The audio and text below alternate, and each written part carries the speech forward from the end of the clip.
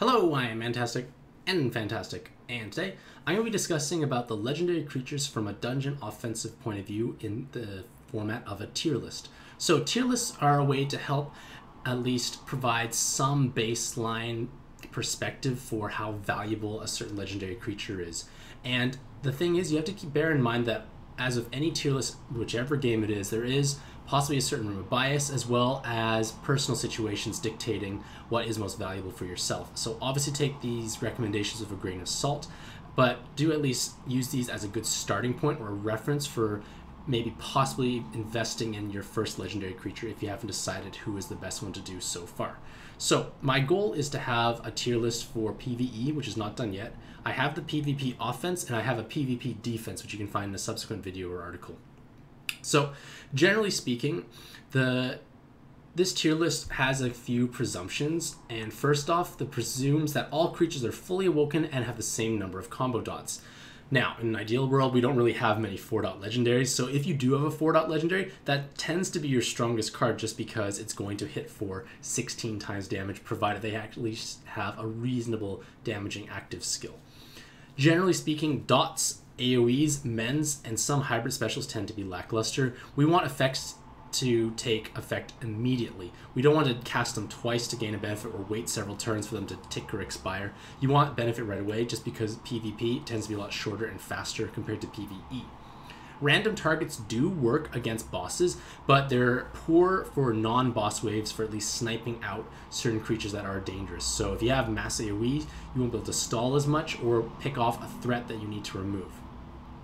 Anything that has a relevant counterattack or passive ability is very powerful because they take these effects outside of their special abilities. So they may have some sort of benefit that is going to help you out without actually needing to have them charged up. So that is very important and it helps weight them a little higher. The coloring of your creature is also very important because you have to also remember what are the popular creatures that are being used in Dungeon Defense right now. Because right now we're in a Draconic Templar meta, which means that green creatures or a large green flying creature is going to be dominating dungeon defenses. And that means yellow creatures are going to be significantly weaker because they tend to get 1 or 2 shot very quickly. However, on the flip side, fire creatures tend to be a little stronger because they tend to obviously take half damage and deal double damage against that major threat. So generally speaking for this tier list, it's taking that heavily into consideration, which weights some fire cards a little higher and some electric cards a little lower. Furthermore, light and dark base cards tend to be a little stronger overall because they have no damage resistance against them, which means they make stronger nuking candidates. Because for example, your fire creature is weak against water, so that's your nuke. You're going to have a little tougher time against that water boss. If you do have a 4-dot creature who is heavily awoken, it tends to be your strongest thing. Remember, that is going to be a lot stronger than something that's not invested in. And you want to have some special ability diversity. You generally want to have 1 to 2 crowd controls, so that means stun / silence. You also want to have a healer or off healer, some way to restore your health, as well as a damaging nuke and a flexible special as you deem beneficial to yourself. And right now, the current meta is a 3-wave dungeon with a Draconic Templar or a Light Elemental, and that's what this tier list takes into consideration of how to counteract these things first off, in the most efficient way possible. So here's the tier list for offense, basically going from S, A, B, C, and D. I will have this on my website. You can pause the video if you want to take a look. But on my website, you can mouse over and you actually can see the name of all the creatures in case the icons are not familiar. So here are the criteria for all the creatures in my tier list. Basically, S-rank creatures tend to be the best of the best when it comes to dungeon offense. They tend to have innate level of tankiness, so they can survive multiple hits. They basically, which is important for defeating floor 1s. They have very valuable special abilities, which don't have any drawbacks to them. They are very well designed, very focused in what they do. They're not scattered across because lots of hybrid abilities are useful in PvE, but in PvP they don't just do enough to get the job done, in my opinion. Furthermore, they tend to also occupy the strongest color slot for respective teams, and they are just very powerful for the most part, and generally speaking, you want to try and run as many of these if at all possible. Furthermore, these cards tend to be single target in nature for the most part, so none of their damage is wasted against bosses, so they do make good nukers, as well as valuable ways to snipe and pick off certain creatures.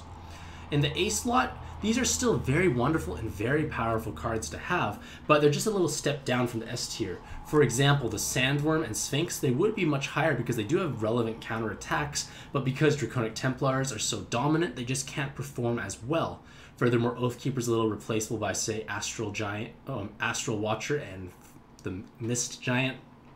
The Blue Drake is an AoE stun, just not quite as efficient overall, and the Corrupted Angel is not as powerful as Vampire. So, like, they are powerful, they're just not as ideal for the most part. The B tier creatures, they tend to have some either wasted damage through AoE, they have random targets, which makes them less efficient when sniping off trash floors. Trash floors is the term I use for designating non-boss floors. And their specials may be meaningful, but they may require a bit more special planning or execution to fully utilize. They may require a bit more setting up, maybe a little more babysitting. They may be more fragile, so they might die more often, so that is a little hindrance. So you may have to run a Resurrector or more healers for that matter. So they just have some innate drawbacks that makes them not as wonderful to run all the time. C tier creatures tend to be very hybrid-y in nature. Basically, they try and fulfill multiple roles at the same time, but because they're doing that, they don't excel at any one particular thing. In PvE, this is great because it can save you creature roster slots because one person can accomplish several things. But in PvP, you tend to want to be specialized. You want to be either like a strong single target damaging nuke, you want to be a good disabler, but if you tend to do several things all at once, or you're AoE in nature, you have Mend, you have Hots, you have Dots, it's just not as effective overall, so that's why they're ranked lower. In addition, a lot of these creatures may be very fragile, so they may actually die very quickly, so it can be hard to carry them through a dungeon. And finally, the D tier creatures comprise what I feel are the weakest dungeon offense cards available because they don't successfully fulfill any role in particular. They're just kind of there. They don't really do, like, they're present, but they're too scattered. They're not specialized enough, or they're very AoE in nature, so AoE is just not very desired in PvP. So they may be just too slow as well, and they still have value, obviously, but they're not, I would not invest in them if your goal is PvP supremacy. However, a lot of these creatures here, especially like, say, Oculus and the Sludge Monster, they're very strong in PvE because of what their abilities do. So, notable creatures I just want to just basically highlight. So, first off is Astral Watcher. So, Astral Watcher is the newest creature to be released at the time of this video's release, and he is one of the strongest, if not the strongest creature currently available in the game, at least from a non-defensive point of view. Because he is the tankiest pure healer possibly available, he donates mana to 3 creatures, he can resurrect other allies that are dead, he has a passive counter heal, so basically when he gets hit by special, he has a chance to heal himself and adjacent allies. And he has quite a powerful heal built in, so only 4 times is required. So he is incredibly powerful, and it's hard to not really use him if you actually are fortunate enough to own him, because you can cycle specials, but the key is the resurrection ability. Creatures can die in floor 1, you resurrect them, and your game is good. Furthermore, there are no powerful nor accessible medium ground black creatures to counter Astral Watcher, so he tends to be quite powerful. Maybe in future event quests there will be, say, the Mummy or the Skeleton Bone Crusher guy available to at least have a viable counter to him, but at this point in time it's hard to really counter Astral Watcher effectively unless you got very lucky. So that's why he is very deserving S rank, and he tends to be one of the most popular run creatures in high gold teams.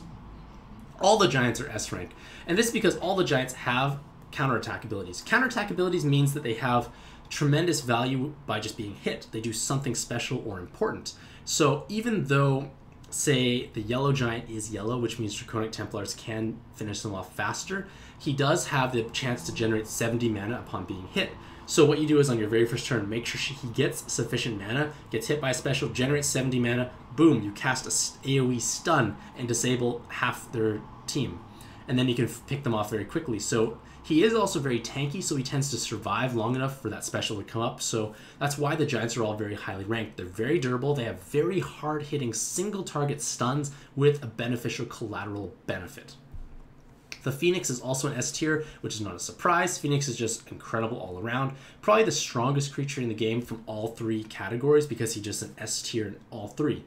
This is because he has the highest damage ability when there's no combo, because it's, I think, 450% times power. He self-resurrects, he self-heals, he can solo your entire dungeon, and I've had Phoenixes solo my modestly water-heavy floor 2 and my level 105 4-dot steg by themselves as a 3-dot Phoenix. There is a problem when a red creature can solo your dungeon and beat out a water boss that is reasonably well invested, and it's just somewhat overpowering. Furthermore, the fact that their dot damage doesn't be able to combo means they can be used to deal damage, but also generate their mana elsewhere to combo for your other creatures. So Phoenix is just incredibly powerful, and I do honestly foresee it possibly being nerfed because VCME does nerf creatures. They did nerf Stag, they did nerf Green Giant. Now Phoenix is kind of the last one to be nerfed, possibly Astral Watcher. They're just a little too overtuned at this point in time. The Vampire is also S tier, and you may think it's a little unusual, but the Vampire is actually very powerful. He has one of the highest damaging single target nukes in the game, so he's great for the nuking role, but he has he's probably the most powerful self-healing ability as well in the game. He basically is able to restore a gigantic amount of health when using a special, and it allows him to actually solo a lot of dungeons, especially if you're lower level or the boss that you're facing is actually not very lethal in nature. It can't one-shot the Vampire. Vampire can sustain, just keep life draining, and basically survive. It's kind of like the Phoenix without the resurrection, and it's a little squishier, but the Vampire can at least heal adjacent allies. So this is very powerful because let's say you build your team around the Vampire. You basically use him turn 1, and he's possibly even ready by turn 2. You can then start specialing down their floor 1s, nuking them, while healing your adjacent allies. So he's actually very powerful, and is one of the reasons why Pancake at least does very well in the dungeon offense tier. Like I already mentioned before, Sphinx and Sandworm would be a lot stronger because they do have counterattacks. They have great disables. Yes, they are AoE, but they have... Sphinx is very high luck, so their silence tends to land, but the counterattacks is very powerful and very important to have because Sandworm can stun, so it slows down their onslaught. Sphinx debuffs them, so it just mitigates a lot of the damage coming in. However, Draconic Templars are too overpowering, and they tend to get killed very quickly. Oathkeeper is A, and Oathkeeper would have been S probably in the past, but just because of Astral Watcher being introduced, the need for Oathkeeper has gone down because you already have a lot of very powerful white creatures competing for the slot in your team in S. And if you want to activate 16 times, you have to have 4 unique color creatures. And let's say Frost or Mist Giant, the white giant, is your nuker. Yes, you can fill in one other white creature, but you probably want to put Astral Watcher over Oathkeeper. So Oathkeeper just doesn't really fit in. If you put Oathkeeper in, Oathkeeper is not a good enough nuke for 16 times because Astral Watcher is not your nuke. So it's just a little problematic because you do have slightly stronger white creatures to choose from. He would have been great otherwise because he's very durable, has a nice protection buff as well as a debuff, as well as a pretty strong AoE heal. Ancient Blue Dragon, mostly because he doesn't have a relevant counterattack. It is a little AoE in nature, so unless you're fighting red creatures, he doesn't do that much damage. So the giants tend to outpace the Blue Dragon, at least from like a stunner point of view. The Corrupted Angel is A. Vampire is, even though he's a little tankier than Vampire, Corrupted Angel does not fare as well because his self-healing only triggers on death blows. So you have to kill something to heal yourself, whereas Vampire can heal himself all the time and adjacent allies. So that's why Corrupted Angel is a step down. However, because the Corrupted Angel, which is the VIP 8 reward, is always 4 dots, he may be your only 4-dot legendary, so he may be your nuker of choice for that one reason. And last but not least is Druid and Kieran in B. They are both pure healers, but pure healers tend to struggle a lot more in this current meta because of the way totems now impact defenses, because now Kieran and Druid tend to be quite squishy by nature compared to other creatures, and they may get picked off in floor 1 before they have a chance to heal and sustain themselves. Furthermore, Astral Watchers is kind of superior to both of them by comparison. It's tankier, has less healing technically, but has a counter heal ability, so that kind of evens out. So it's a little hard to justify Kieran and Druid if you have other off healers that can at least survive floor 1 more easily. For instance, Forest Giant, Oathkeeper, they're both great off healers because they're just tankier. Even the genies can be reasonable healers provided you can get their special off twice. However, with that cleanse ability, it completely negates the threat of a Phoenix, so if you are able to bring Kieran or Druid safely through floor 1, you're probably going to win because nothing's going to really kill you because their healing output's so strong and they can always cleanse the Phoenix debuff. So, in conclusion, tier lists should be taken with a grain of salt just because of the fact that they are somewhat subjective because it's created by an individual such as myself, as well as the fact that your own individual creature box will vary, and just because certain creatures are ranked lower, they may have better synergy with your team, you may need that color, or maybe you've invested them already, or they're 4-dot and nothing else is. So you have to take all this into consideration and use this mostly as a reference point. Basically, you can use this as a way to determine if a new legendary creature you acquire is worth investing in or not, if it can fit in your team. So let me know what you think about this tier list in the comments below. Hopefully you all have a mantastic day, and happy questing.